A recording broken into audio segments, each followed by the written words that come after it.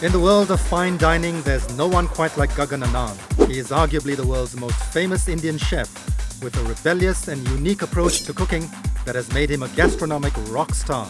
I thought that I had to be the best chef in India.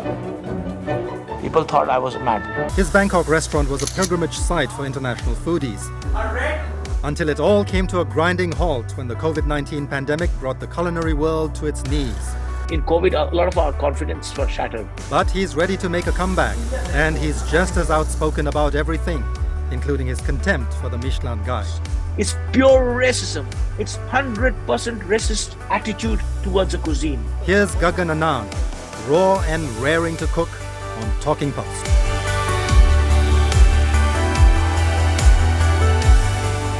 Okay, Chef Gaggan Anand, thanks very much for joining us. I have to tell you, we've been talking about politics and current affairs and everything, and I think our viewers have had a bellyful of gloom and doom. So let's talk about food. You have a bit of contempt for elitist dining, traditional elitist dining, and stuff like the Michelin stars and that kind of stuff. Tell me why. What is your problem with that? But at the same time, I also have an additional question for you there, which is, aren't you also in danger of being buried in that same hoity-toity, high-flying crowd, judging food, on a very superficial, elitist level?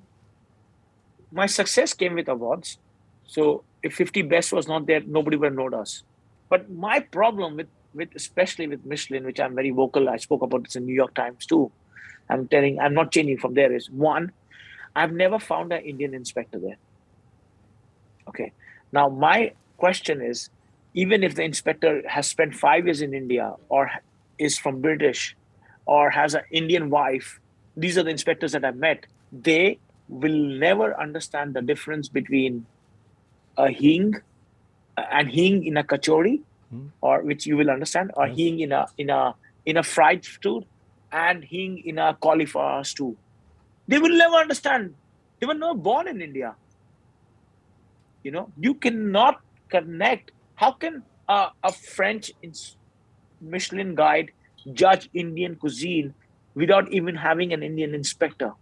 Would the French accept Seat Tire Company going and doing restaurant awards in Paris and giving them 3 stars with Indian guys who have spent 10 years in France? If they would not acknowledge that, why do we acknowledge that? One, this is my why.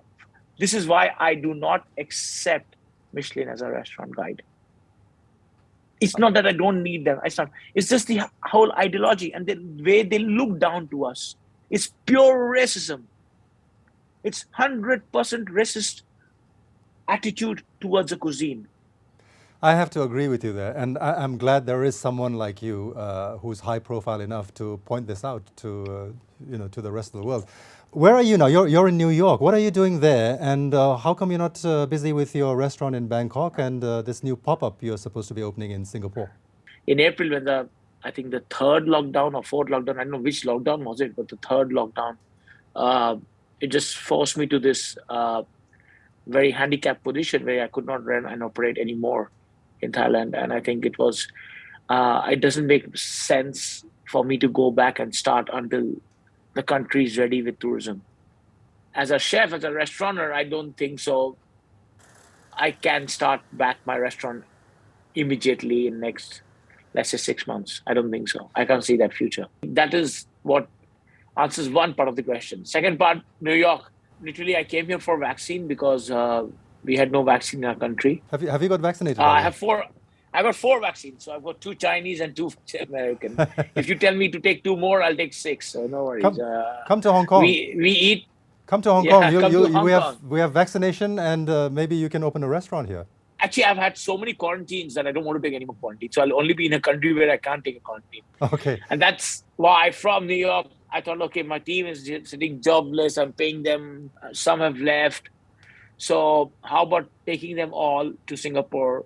When I go back in November to Asia, we start this 2.5 month completely sold out pop-up, which will be my first kind of bringing my own cooking existence and bringing that with confidence. When in COVID, a lot of our confidence was shattered. As a chef, you're a man with a job with skill of your hands, and if you can't cook anymore, or you are not allowed to cook, or circumstances are not the way it is a very difficult situation for chefs to exist. You talked about the uncertainty, but the uncertainty still is there, right? I mean, Singapore is one of those countries which can be very strict with their COVID protocol. So even after you open your restaurant, there could be another big outbreak, more restrictions. It's very dicey still, isn't it?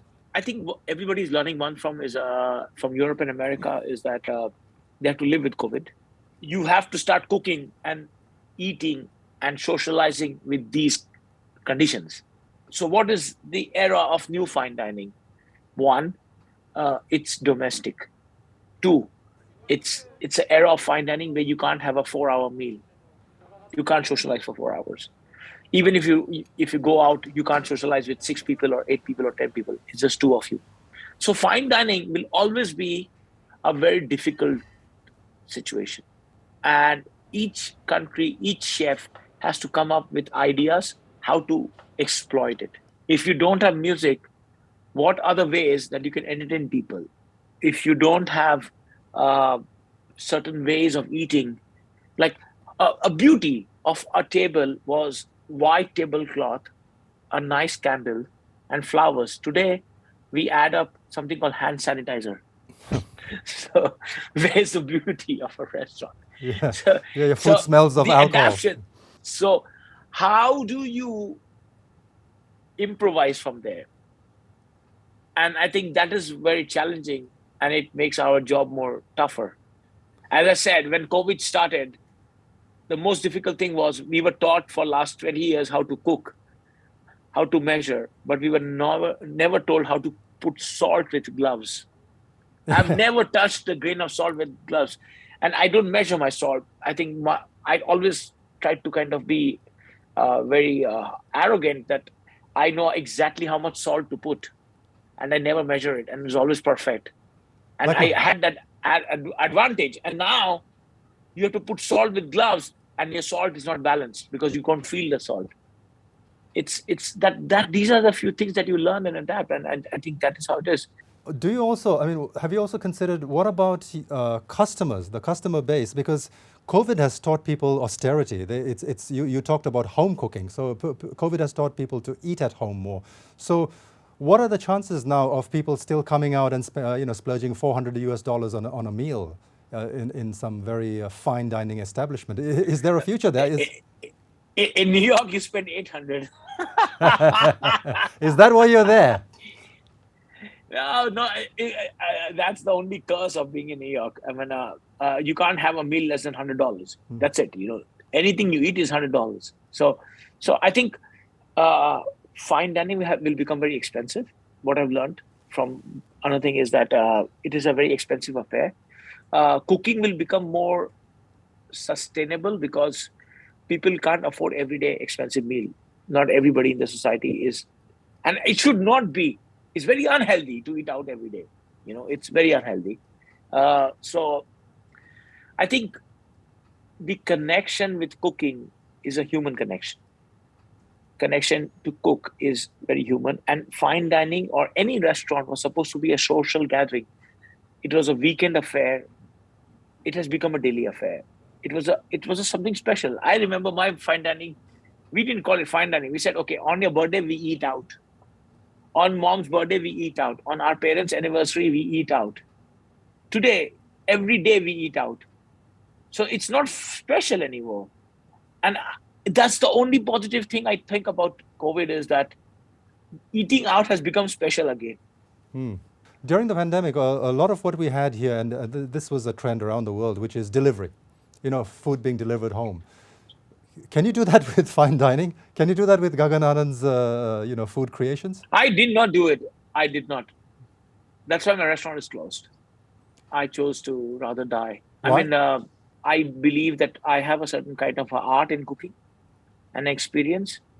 If your art is your arrogance, then why is all the restaurants and chefs serving the pasta or serving the best chicken or the best foie gras or the best fish in a packaging and a delivery. So what I did was, my other restaurants that does that food that is packageable, we do that packageable.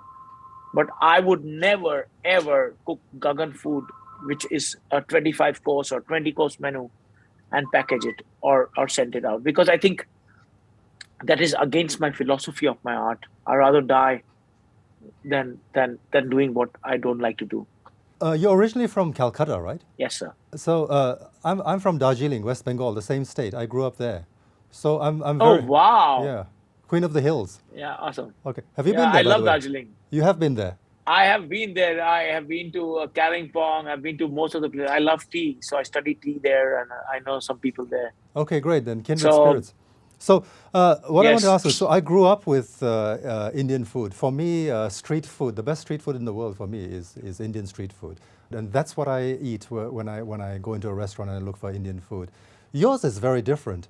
Yours is you've taken it to a different level with a bit of sophistication, and competing with French chefs who bring out a plate this big and put in a dish that small in the middle, kind of thing. Can you talk to us about why you went this way? What was your intention? You've been hugely successful in it, of course, but what made you decide to do this? I think first it started with anger. So the first era of my cooking in 2010, 11, 12 was anger. In India, we have something called batasa. It's something with sugar that we eat during Diwali and Durga Puja. The sugar that is spun with baking soda. And that's technique.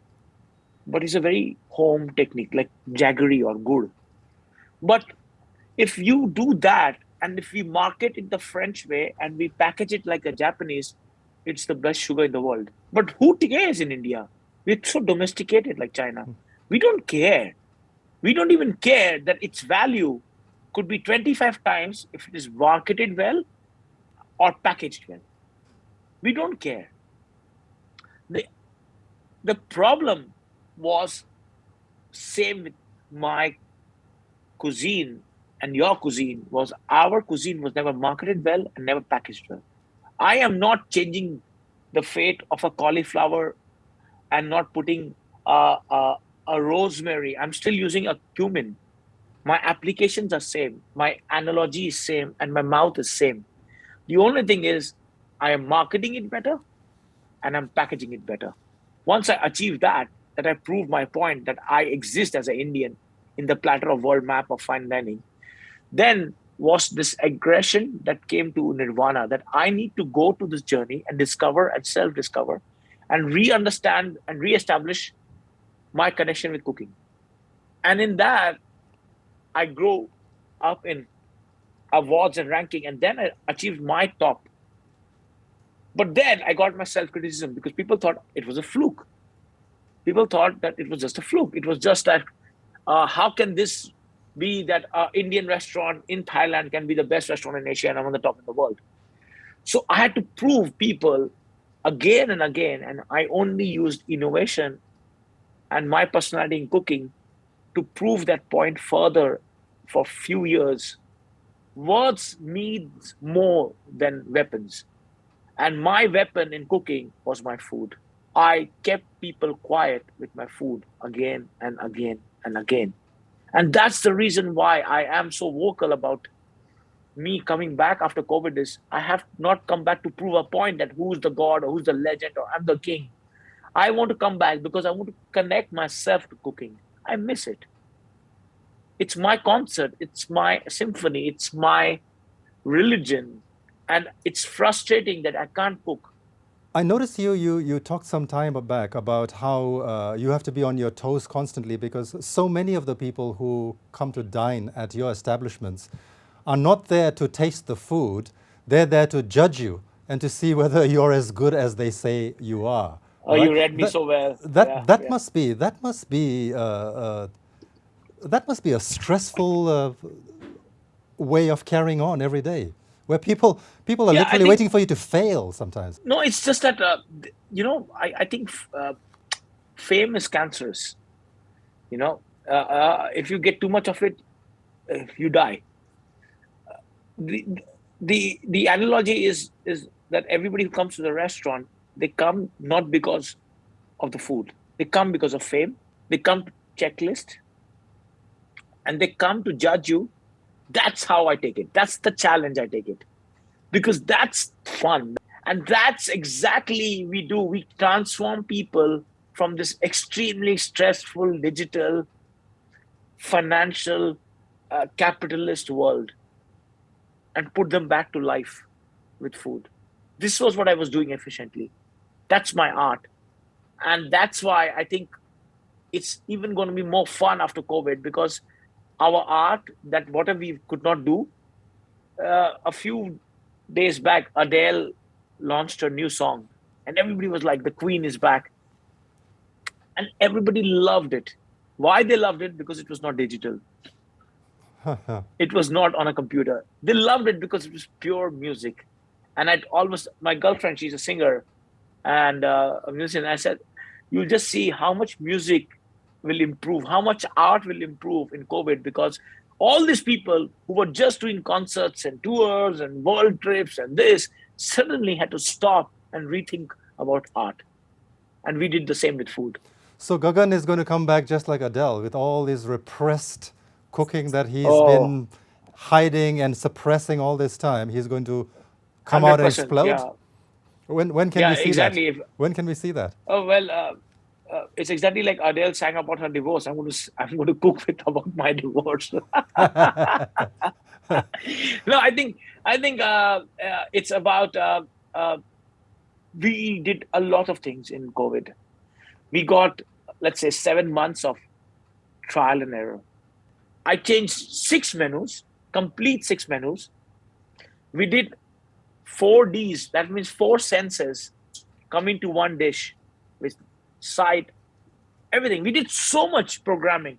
All those dishes that we could not ever do for 10 years because of fame and busy life, we did it in last 7 months, and the world has not seen it.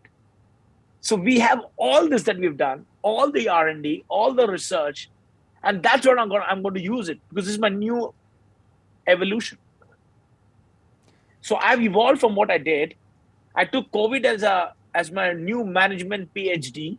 I wrote my new thesis on cooking, and cooking from now, like what Singapore will see, they will all come to witness the old Gaggan or my style of cooking, but they will see something new. They do not know what's coming to them. You mentioned Chinese food earlier, and you would identify with this. When I first came to Hong Kong, this is about 30 years ago or so, Chinese food for me was what you must have eaten back in India, right, in Calcutta, etc. There's a distinct cuisine in itself. When I came here, the stuff like chow mein and all that sort of thing.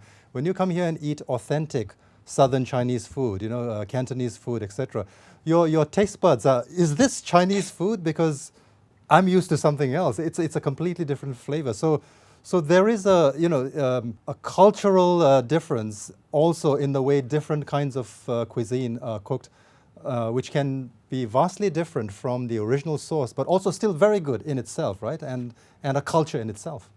Of course, in India, today, if you look at the most successful cuisine is Indian Chinese. It is the most successful cuisine. It has started, its roots are there, but it is evolved in a way which is very independently Indian. And I think it's the beauty of the story. It's the bastardization of the story. And I think for me, if you ask me, I've never done a Chinese dish in my restaurant, but I do have a momo. My connection, which is indigenously Tibetan, which is the only perfect source of a dumpling through Tibetan monks coming and selling that in India. And I made a black garlic momo. It was in my menu.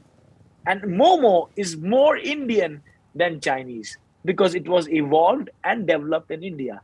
And now I know you are so proud. Yeah. Hey. But this is You can see the big wide grin on my face over this. But props to you for at least pointing out that the momo is originally a Tibetan dish. I'm Tibetan, by the way, right? I grew up. My mom used to make momos, the best momos in the world. But Maybe Absolutely. better than your black sesame one. But anyway, 100%. Every mom is a better cook. yeah. Yeah. But anyway, so the momo, for example, that's the Tibetan dumpling. Now that has Yes. become so ubiquitous that in Delhi now, that's Delhi snack. It's Delhi street food. So here again, I'm not one of those guys who feel possessive, saying no, that's a Tibetan dish. No, they've taken a Tibetan dish, a Tibetan dumpling, and they liked it so much that they adapted it to their own circumstances. And then yeah, they put masala in there, different kinds of flavors. They put paneer in there. Great, good for Yeah, them, yeah. right? Hey, good for them. And as I tell my American friends, they said, okay, when can we go to India? I said, okay, there's one problem. But if you go to India and if you go to Taj Mahal, you will not find a kebab or a curry, but find a momo or a chow mein on the street. So Yeah, that's one that's of the my great jokes. thing. I mean, that's one of my jokes. Yeah. Yeah, that is what is India is now. And I think we are a melting pot of all these cultures. And I think that is what I think about when we talk about food. So these are my way of thinking, and I think that is very expressive. And then COVID, I've done my rethinking about food. We rethink about life. Everyone has gone through rethinking. Everybody. I don't think there's anyone who's not gone to rethink about what they're going to do for next 10 years. So it's great. I think it's the best thing that happened to humanity. We literally extended our planet. Gaggan, that's quite profound. And on that very reflective note, time flies when you're having fun. So I could talk to you forever about food, but we'll have to bring it to an end. But I wish you all the best with your new venture. Gaggan is going to be back, well, like you're saying, and you're going to be back with a bang. And we all look forward to seeing that. Thank you very much for joining. Thank you so much. Thank you. That was a pleasure. Thank you so much. Great.